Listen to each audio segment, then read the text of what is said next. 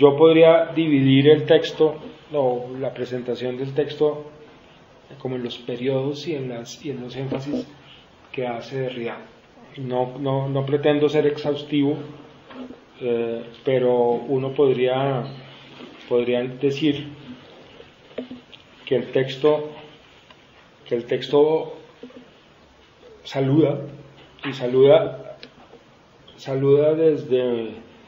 desde la idea de que él está invitado a un coloquio que ha hecho ya por tercera vez reuniones en torno a su obra en el lapso de 30 años, y eso implica todo un deseo de hallar hilos conductores a lo largo de todo su trabajo. El último de esos coloquios en el cual este texto aparece se llama El animal autobiográfico, y entonces une esas dos preguntas, la pregunta por el animal y la pregunta por la autobiografía, y esa unión de problemas entre animal y autobiografía nos va a, diría yo, no solo a plantear, sino a abrir un conjunto de caminos, varias direcciones, varias preguntas, varias problemáticas. Habría que decir que si uno le pone atención a los términos con los que Derrida va planteando cada una de esos saludos, anuncios, invocaciones, confesiones, se da cuenta ya en la primera página de todo lo que va a pasar en el resto. El texto comienza con qué estamos haciendo aquí después de tanto tiempo, y en últimas ustedes porque vinieron aquí a hablar conmigo de mí, entonces ¿quién soy yo? Y ese es el punto de partida y el punto de llegada del trabajo. Eso significa que lo que es significativo, lo que es importante en el trabajo de Derrida, diría yo, lo digo como lector. Me gusta mucho que Gustavo haya dicho que Derrida es uno de mis amores y es uno de mis campos de interés, pero yo no soy un especialista en Derrida. Yo soy si fuera algo, con Derrida sería un amante en lo que tiene que ver con admirador y aficionado o amateur, ¿sí? No pretendo en ningún sentido ser el que sabe de esto, no, a mí me gusta mucho lo que hace, entonces lo que es importante es ver cuáles son las operaciones, qué es lo que Derrida como filósofo está haciendo al hablar, al tomar la palabra, al escribir y al decirnos cosas, ¿sí? Entonces la deconstrucción de la cuestión del animal y la autobiografía puesta en los términos de Derrida se plantea como un conjunto de ejercicios escriturales y un conjunto de ejercicios, yo lo diría al mismo tiempo, retóricos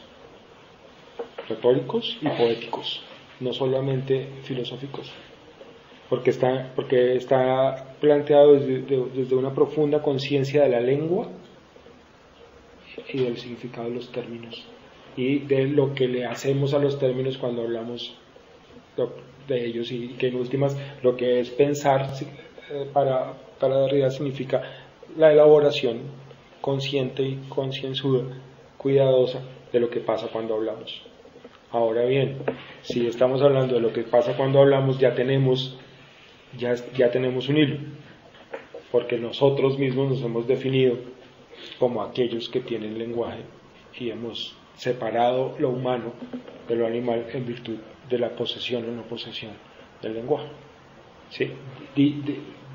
Y vamos a ver cómo en esas meditaciones aparecen las formas en las cuales los hombres se separan, se distinguen de lo animal, tratando de definirse, y al mismo tiempo una visión de esas maneras de percibirse y de definirse y de separarse se convierte en un motivo para dudar de las maneras y de los conceptos con los cuales nos definimos y nos separamos. Sí, en ese sentido ya Ya la primera pregunta del quién soy yo y qué soy yo, con el verbo ser, nos pone ante la posibilidad de no hablar de ser, sino de seguir. No de soi, sino de suivre, no de ser, sino de seguir. Bien. Parece que no he empezado y ya empecé. Eso sería lo típico que puede decir Derrida.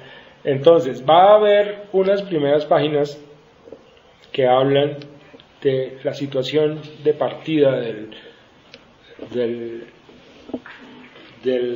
discurso, que tiene la forma al mismo tiempo de una infidencia, de una confesión y de un desafío, que es la cuestión, pues, es una escena básica, que es la irrupción de la mirada del gato y el modo en que Derrida, entonces uno diría, responde o reacciona con vergüenza o con pudor ante la mirada del gato. Esa escena cotidiana y básica que podemos experimentar los que tenemos mascotas todos los días, y los que tenemos gatos en especial, cuando somos interpelados por la mirada del gato, y en el caso de Derrida, esa mirada implica de una manera muy desconcertante el deseo de cubrirse. Entonces, ¿qué implica esa escena y cómo meditar sobre esa escena pone ya de manifiesto varias preguntas sobre la diferencia entre el hombre y el animal? Y entonces aparece una palabrita que de pronto no está subrayada, pero va a ser crucial, que es ¿qué es lo propio? ¿Qué es lo propio del hombre? ¿Qué es lo propio del animal? La cuestión de lo propio del hombre ya está dicha en la cuestión de la desnudez. Solo el hombre, según algunos y según algunos modos tradicionales de comprender la relación entre el hombre y el animal, solo el hombre se sabe desnudo. No solamente entonces eso es raro, porque el hombre es el único que tiene ropa, o el único que se arropa, o el único que se viste y se reviste. Por lo tanto, es el único que se desnuda o se sabe desnudo ante la carencia de la ropa. El animal sería, por su parte, aquel que estando siempre sin ropa está, sin embargo, ignorante de su desnudez y por lo tanto puede estar tranquilamente desnudo. Por lo tanto, la pregunta de ¿está realmente desnudo el animal? Y al lado de la desnudez aparece inmediatamente la pregunta por el pudor. El que sabe que está desnudo y siente vergüenza tiende a cubrirse. La necesidad de cubrirse, la pulsión, la necesidad o el sentir la necesidad de cubrirse, el saberse desnudo y por tanto vergonzoso ante la mirada del otro, sería lo propiamente humano. Entonces habría solo el humano está desnudo, solo el humano siente vergüenza, solo el humano sabe o tiene ese saber que se manifiesta en el pudor. Solo el animal está sin ropa y está desnudo y sin embargo sin saberlo, y eso le corresponde como un rasgo esencial. ¿Cómo se interpreta eso? Desde la lógica de lo propio. Entonces, si uno podría decir, bueno, ¿qué es lo propio? Lo propio va del lado del concepto, de lo que llamamos lo esencial, lo que define, lo que hace que un rasgo sea lo que vincula con la esencia de una cosa. Entonces es posible que advirtamos que los hombres, podemos decirlo de una vez, que los hombres se han definido a sí mismos desde su propio poder de definir y de su capacidad de delimitar de una manera negativa con respecto a los animales. Específica y exclusivamente humanos son el pudor, la vergüenza, la desnudez, el vestido, la capacidad de hablar, la capacidad de responder, y por tanto todas las versiones de esto o de lo contrario serían las específicamente animales, si es que eso pudiera ser así. si es posible hacer un límite que separe nítidamente lo humano de lo animal. Entonces, entrar con la lógica de lo propio. Si hay algo que está claro en el texto es que Derrida desea cuestionar la lógica de lo propio. Si no desea trazar, o no cree posible, o no cree conveniente, o no cree necesario, o incluso justo hablar de una línea nítida que separe lo humano de lo animal, que permita a su vez definir las esencias de ambas cosas. Ya veremos por qué no la esencia de lo humano, y ya veremos por qué no ciertamente la pretendida esencia de algo así como la esencia del animal. Bien, dicho ya con esto tenemos prácticamente todos los problemas por tocar. El punto es cómo se hace. Entonces el procedimiento derridiano podría decirse en varias partes. Primero comenzamos por señalar la escena y ver una cosa muy peculiar de la escena, y es que la escena no es simbólica ni imagen, sino que se trata de una irrupción de lo real particular, de un individuo, que implica la irrupción de ese individuo, pero que implica decir es un individuo real. Entonces ustedes van a ver que él va a insistir mucho en este no es un gato literario, este no es un gato poético, esta no es la fábula de un gato, este es mi gato, es más, es mi gata. ¿Sí? Y entonces digo es mi gata en la medida en que quiero no solamente resaltar que es real, sino que insisto en su realidad en la medida que es singular, y esa singularidad nos va a mandar a otro conjunto de problemas que, pudiendo aparecer con la figura del animal, aparecen en la medida en que el animal significa de manera inmediata la figura del otro, y el problema del prójimo de muchas formas. El animal como otro desafía no solo nuestra mirada, nuestra capacidad de verlo, sino la capacidad que podríamos tener de verlo vernos, o de verlo mirándonos, o de sentirnos interpelados por su mirada. Eso genera todo un conjunto de debates y un conjunto de preguntas que comienzan ya la tarea deconstructiva, que es, ¿en qué consistiría? Que consistiría en interrogar absolutamente, no absolutamente todas las formulaciones de la pregunta por lo animal o las apariciones de la figura del animal, sino principalmente de tratar de dirigirse hacia las escenas o hacia las imágenes o hacia las mitologías, podría uno decir, que fundan nuestra comprensión básica común de lo animal. Y entonces ustedes van a ver ya la aparición de motivos que se repiten. El principal de ellos, creo yo, y que es muy, muy interesante, que Derrida lo va haciendo muy paulatinamente, muy sutilmente, y uno de pronto se da cuenta que Derrida ha terminado en la idea de los límites de lo humano, de lo que él llama el límite abisal de lo humano.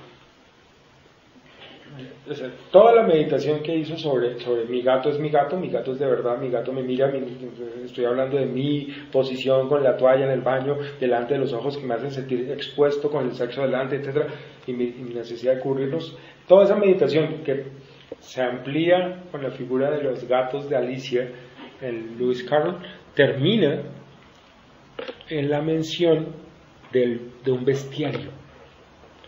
Y entonces es muy notable como texto, como la idea de que sería necesario construir un bestiario, ser consciente de las veces en que ha aparecido el animal en nuestras meditaciones, ser explícitos sobre la manera en que hemos visto o hemos hablado o hemos citado o hemos evocado los animales textuales o los animales reales en nuestra meditación, y eso aparece con una palabra clave que es apocalipsis. Un bestiario, digámoslo, paradigmático sería el bestiario del apocalipsis, y justo después de la idea del bestiario del apocalipsis aparece el motivo recurrente de las dos versiones o de las dos narraciones de la nominación de los animales en el Génesis. Y entonces ustedes van a ver que aparece un procedimiento muy interesante, que es el revisar no solamente un texto que tiene dos narraciones o dos narrativas, sino además dos versiones de lo que sería el Génesis. El Génesis, entonces, y eso lo va a decir después, le interesa mucho a Derrida como una de las expresiones mitológicas que explican o que evocan el modo en que solemos comprender la presencia de los animales en la vida de los hombres y de los hombres ante los animales y ante Dios. Y es muy interesante que Derrida se centre sobre la segunda narración del Génesis, en la cual el acto de nombrar del hombre es delegado por Dios, pero inspeccionado por Dios. Y Derrida nos dice todo el tiempo para ver. Dios, y eso que implica que Dios le dé un poder y una capacidad y que se quede allí vigilándolo para ver qué es lo que pasa cuando el hombre, entonces fíjense, es un relato en el cual el hombre antes de la mujer se hace capaz o recibe el encargo de Dios de dominar a los animales por medio de la imposición de los nombres. ¿Y qué implica esto? Yo quisiera ya hacer algunas notas sobre eso. Este seminario se extendió durante 10 horas. O sea, en total la cantidad de tiempo que Derrida estuvo hablando son 10 horas. Es una cosa muy, muy loca. Y ustedes verán que hay 2 sesiones que están ¿Pero no un mismo día? No, fueron varias, ahí están las fechas. Sí. No fue el mismo día, pero esta sesión es de la mañana, y luego hay otra sesión por la tarde, y luego hay una cosa que él hizo por escrito redactada, y luego una cosa que improvisó, que es la cuarta parte, que es como la más misteriosa, y es a la que está todo el tiempo aludiendo, que es qué pasa con Heidegger, cuál es el problema del mundo y la noción de mundo en relación con el animal. Esa es una de esas preguntas grandes. Volvamos entonces. Entonces, después de nombrar el Apocalipsis como uno de esos compendios de bestiario que podría ser evocativo de un montón de cosas, de un montón de datos para nuestra cultura, Derrida dice, bueno, pero antes vamos al Génesis. Y ustedes van a ver que la mención de las traducciones del Génesis y la mención de la terminología con la que el texto del Génesis se refiere al acto de nombrar es reiterativo. Entonces, habría que decir varias cosas. Derrida se fija mucho en que los animales ya han sido creados antes que el hombre, y que el hombre es puesto en la posición de nombrar antes, por lo menos en este segundo relato, antes de que la mujer exista, antes de que la mujer haya salido de él, es decir, antes de la diferencia sexual. Entonces aquí hay una conexión, aquí hay varias conexiones. Hemos tenido el primero el problema del prójimo. Entonces si tomamos como el apunte para luego discutir el problema del otro, aparece muy importante la consideración del problema del animal como irrupción de la mirada del otro y del otro en sentido profundo, en sentido grande, y ahí vemos que Derrida entra en tensión con Levinas. Primera cosa. Segunda cosa, hay un problema que a mí me parece que Derrida en este texto no desarrolla en exceso, porque él ya ha tenido 2 sesiones en otros momentos que se llaman Geschlecht. ¿Cómo es que tengo? Gracias, es que los brackets no me permiten ni el francés ni el alemán muy fácil. Geschlecht. Sobre el problema de la diferencia sexual. Porque siendo conscientes, y Derrida lo es muy especialmente, de todo el saber biológico y biopolítico que se ha acumulado en los últimos años. De todas maneras, aunque no tendamos a hacer una generalización radical de todo ser vivo es sexuado, y no lo vamos a hacer, sí vamos a decir que por lo menos en buena parte de lo que llamamos los animales, la experiencia del ser vivo es una experiencia de la diferencia sexual, de alguna diferencia sexual o de una forma o formas de diferencia sexual, y que eso entra en la consideración de quién es aquel que tenemos delante o quién es aquel que nos mira. Si no podemos, o sea, cuando decimos el hombre o lo propio del hombre, solemos hacer un bucle metafísico que borra la diferencia sexual, ¿sí? Y no caemos en cuenta que todo hombre es el caso de una diferencia sexual, y que eso tiene implica unos problemas. Entonces, el prójimo, la diferencia sexual, y es desde ahí que el hombre va a ser puesto en la posición de gritarle a los animales su nombre, cómo son, y ordenarlos. En cierto sentido va a poner un orden en la creación, y veremos que eso hace parte, o eso constituye ya una idea de la relación entre el hombre y la creación, del hombre como finalidad, o como alguien que está destinado a tener poder sobre los animales, o como alguien que está destinado a mandar sobre ellos, a ordenarlos o a administrarlos. El privilegio antropológico sobre la creación. Ahora, el hecho de que Derrida lo ponga siempre con dos versiones da una idea de que el relato del Génesis, en el cual se establecería el privilegio antropológico sobre la creación, está en discusión. Si verdaderamente lo dice, y verdaderamente lo dice así, y si es parte del judeocristianismo estrictamente hablando en esos términos, poner el privilegio antropológico sobre la creación. Esto, sin embargo, es leído, que es muy bonito, va a ser leído desde la perspectiva, por un lado, del otro interlocutor grande de este texto, que es Heidegger, pero también desde la perspectiva de la relación que Walter Benjamin tiene con el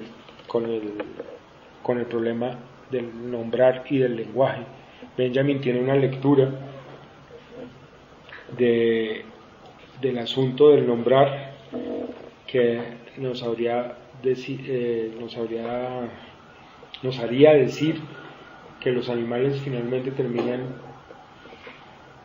tristes porque se les ha negado, porque se les ha limitado la esencia en la medida en que han sido nombrados, y que esa delimitación de la esencia implica hacerlos callar, y que eso implica un silencio de su parte. Derrida va a tomar el hilo de por qué el animal viene otro propio del hombre, que es el hombre sí tiene el lenguaje, el hombre posee la capacidad de nombrar, el hombre en cuanto poseedor del lenguaje es el que reparte los nombres y por tanto el orden de la naturaleza. Dicho de esa forma, entonces explicaría cierta melancolía de la creación, cierta tristeza y cierta limitación o cierta pasividad del animal, ante la cual Derrida va a decir: me niego. Va a decir: yo no quiero pensar esto desde una pasividad del animal. Y entonces, ¿cómo leer esa afasia, por un lado? ¿Cómo leer la pérdida del lenguaje en el animal? ¿Cómo interpretar la pérdida del animal como algo, la pérdida del habla o del lenguaje como algo esencialmente animal? Y cómo considerar como esencialmente humano la posesión del lenguaje y los poderes que eso implica. Entonces, Derrida va a guardar una línea que es la potencia. O sea, quiero verlo más como potencia que verlo como negatividad, quiero verlo menos como carencia, y va a dejar ahí, porque vamos a ver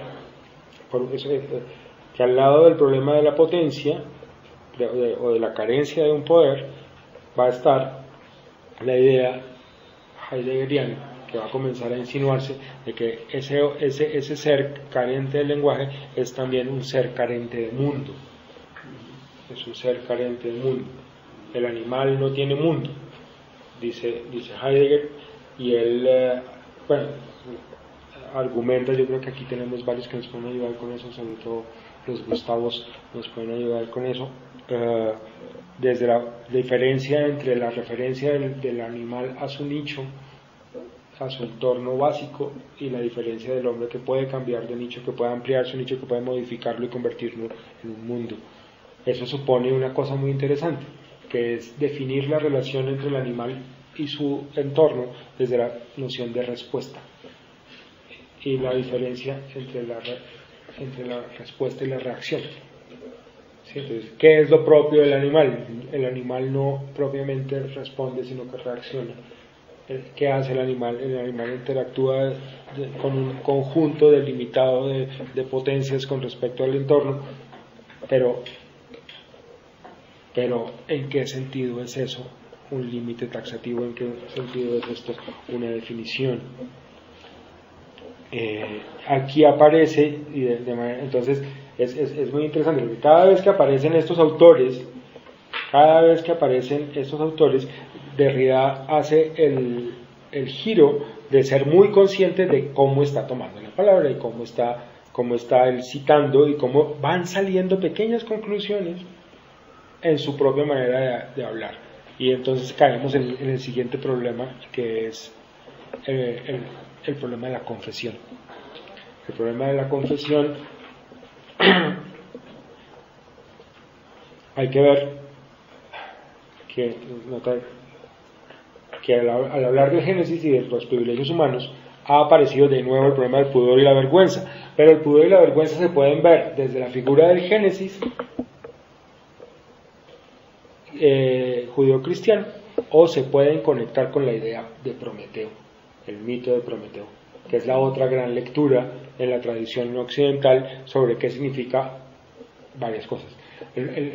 Ustedes recordarán que en el Protágoras de Platón, y también en las otras dos versiones del mito, los humanos son creados por encargo a estos dos titanes, Prometeo y Epimeteo. Epimeteo se encarreta mucho con la creación de todos los animales, y les pone una gran cantidad de recursos en su cuerpo, una gran cantidad de habilidades: las plumas, los picos, las garras, los pelajes, los plumajes, etc. Y está tan encarretado, tan entusiasmado con la creación de los diversos animales, y con esa expresión variopinta de los recursos que podían tener cada uno de ellos, que olvida a un pobre ser que queda ahí desnudo. Entonces uno dice, de malas el hombre, pero en cierto sentido de malas, porque Prometeo, para corregir el descache de su amigo hermano Epimeteo, se roba el fuego de los dioses y las técnicas y se las da a los hombres. Estas no son suficientes para remediar el peligro en el que se pone el hombre a partir de su desnudez, y eso obliga a Zeus, para evitar la extinción de los humanos, a regalarles el pudor y la virtud política. Entonces, no solo los judíos entienden el pudor en la relación con la desnudez del hombre, sino también los griegos, y entonces esas relaciones entre mitos judíos y mitos griegos va a estar permanente en la referencia de Derrida, que termina con la idea de la quimera en el texto. Entonces, esa idea de la vergüenza y de la desnudez conectan inmediatamente con una idea que es la idea de un género literario, que es la idea de la confesión. El que tiene el sentido de cierto daño, de cierta falta, se confiesa. Entonces, ¿cuál es la relación y cómo se establece la conexión entre autobiografía y confesión, y cuál es la diferencia entre autobiografía y confesión? Sí, es posible que en un momento dado haya una diferencia que esté clara. en qué sentido podemos decir. Y entonces, digamos que ahí hay en la página 39-40 más o menos, hay ya un primer esbozo de hasta aquí hemos planteado los problemas. Y ahora me voy a permitir exponer algunas hipótesis. Eso es una cosa muy rara en Derrida, eso no es habitual. No es, o sea, él no dice yo voy a defender tal cosa. Uno generalmente se entera de las hipótesis que ha defendido Derrida cuando ha leído varias veces el libro, pero en este caso nos hace el buen servicio de ponerlo de presente. Él va a tratar de construir un discurso quimérico, es decir, un discurso que hace un solo cuerpo a partir de varios cuerpos y que no tendría una definición específica, tendría una realidad mítica, tendría a su vez una relación con el enfrentamiento entre lo humano y lo animal. El discurso de la quimera es también la aventura de Belerofonte, que es el motivo mítico con el que Derrida cierra el texto. Entonces, ¿cuáles son las hipótesis que Derrida expone sobre nuestra relación con el animal? Entonces, primero, él comienza a manifestar la incomodidad con la expresión el animal. Y él dice, esta es una palabra terrible, esta es una palabra muy complicada, y después veremos cómo va a proponer una palabra que sea ante todo una palabra y tan solo una palabra, que sin embargo tenga el recurso de sonar igual cuando se la pronuncia y ser distinta cuando se la escribe, que es una operación en la que Derrida ya ha hecho varios juegos a lo largo de su carrera.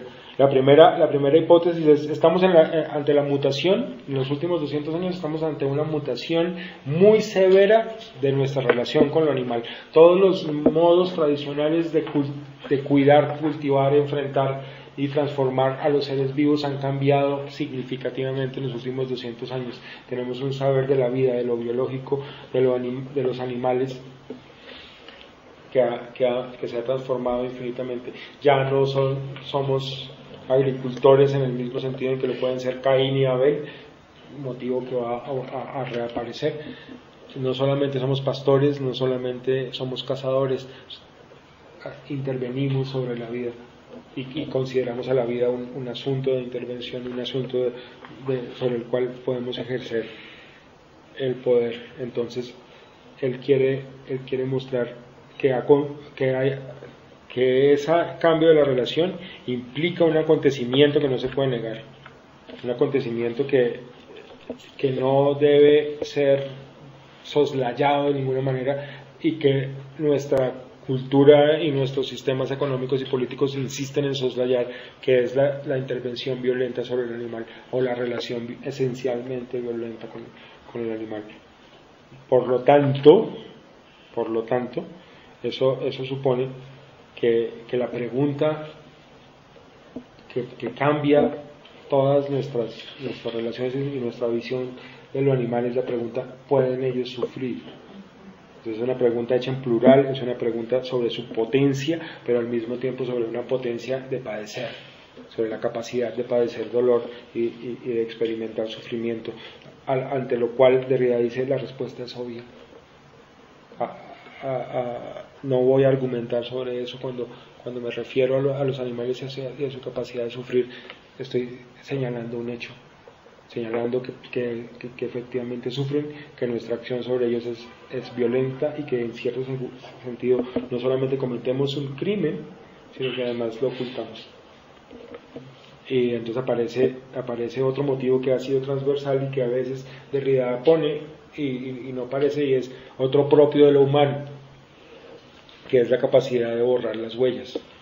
Decimos que los animales dejan huellas pero no las borran o no son capaces de borrarlas deliberadamente, asumiendo que los hombres sí, y por tanto con eso entra la capacidad de ocultar, la capacidad de mentir, la capacidad de mimetizarse, la capacidad de transformarse, lo cual nos lleva a la segunda hipótesis, que es la hipótesis sobre la necesidad de engrosar los límites, no de alimentarlos, de ganar en las diferencias, sino no de borrar los límites, no de insistir de una manera un poco sensiblera y básica en está claro que el animal es un otro como yo, o está claro que somos lo mismo, o que somos uno, o que la vida es toda igual, sino todo lo contrario.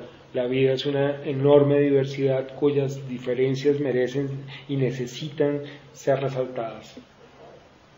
Necesitamos ser cada vez más conscientes de que no se trata de borrar el borde, sino de engrosarlo, de alimentarlo, de reconocer su multiplicidad. Y en ese sentido,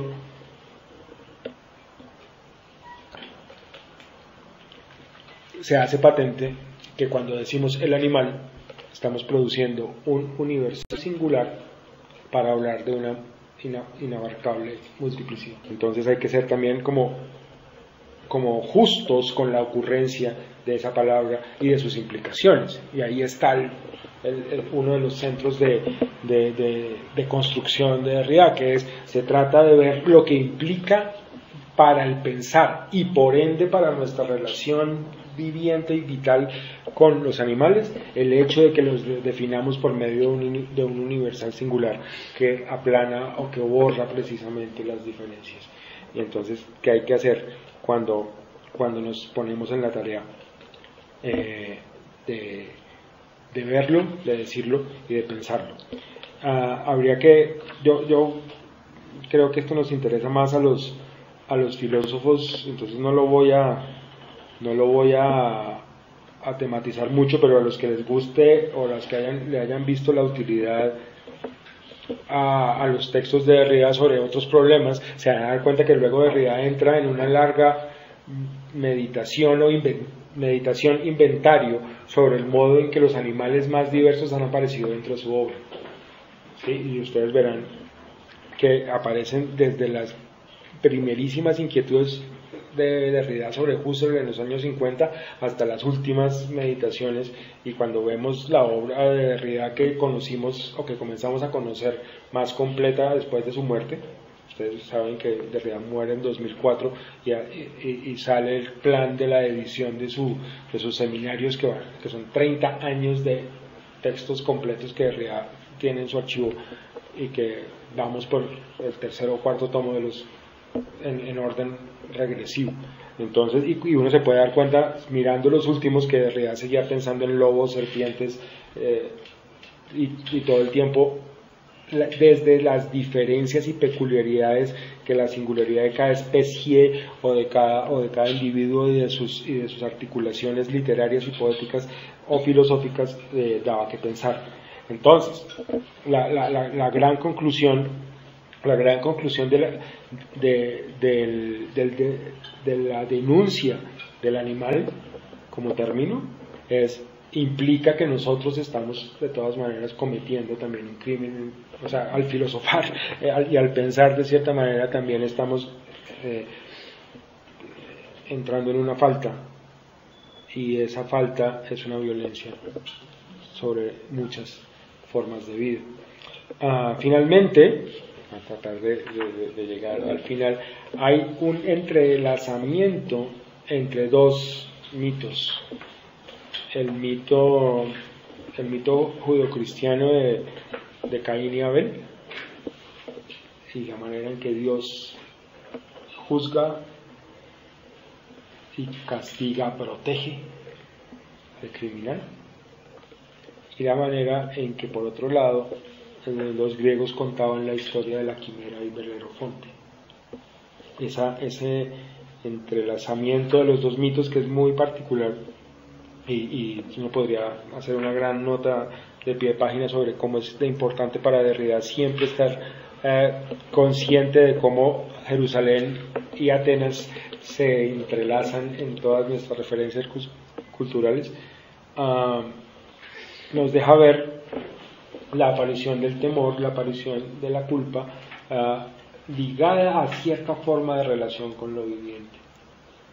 Caín mata a Abel por envidia y siente una vergüenza de haber realizado algo excesivamente malo, y carga con esa vergüenza. Está sin embargo, protegido por Dios, que va a impedir que Caín muera o sea asesinado por otros. Y en ese sentido, Derrida dice, uno podría rastrear en la Biblia los momentos en los que Dios se ha arrepentido de sus castigos frente a los hombres, y cómo Dios duda de la necesidad de ser radicalmente violento con los hombres.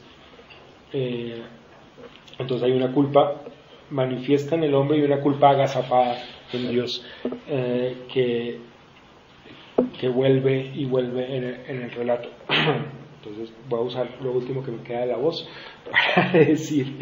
para decir sin embargo que la historia de Caín y Abel se junta con la idea de Belerofonte,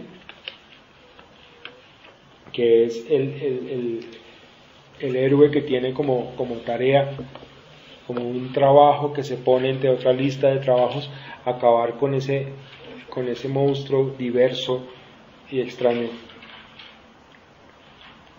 La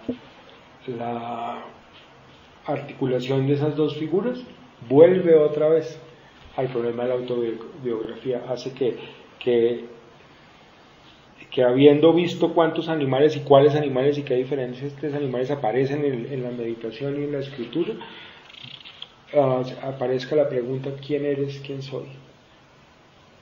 Y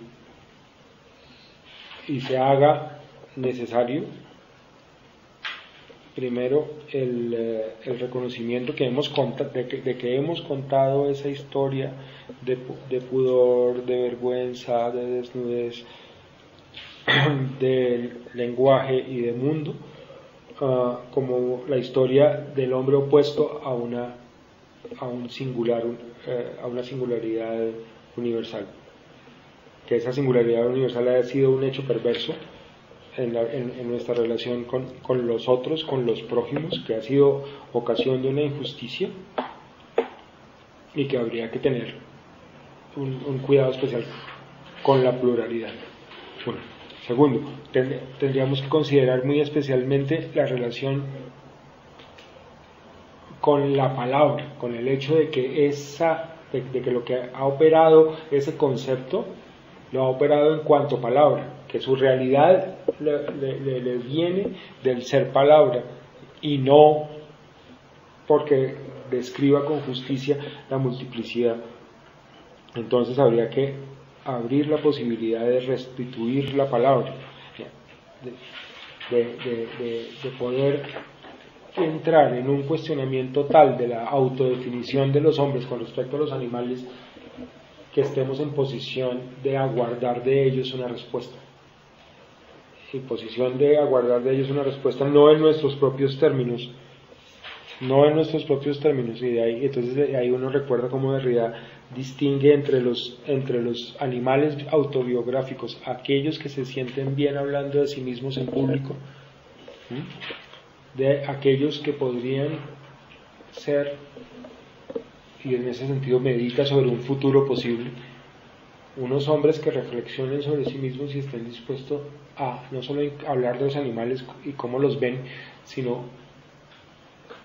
a abrirse al modo en que se puede meditar sobre el hecho de ser visto por el humano. Y así el razonamiento da una especie de círculo después del cual estamos como si hubiéramos en el mismo lugar en el que partimos, pero ya la frontera, el límite, se ha engordado, se ha engrosado, se ha nutrido y se ha diversificado. Entonces ese sería más o menos el conjunto de estímulos para la reflexión. Fíjense que Derrida avisora la posibilidad de unos reflexionantes y unos pensadores de los cuales él sería el primero, claramente, que reflexionan desde el saberse visto y haberse visto mirados por el otro.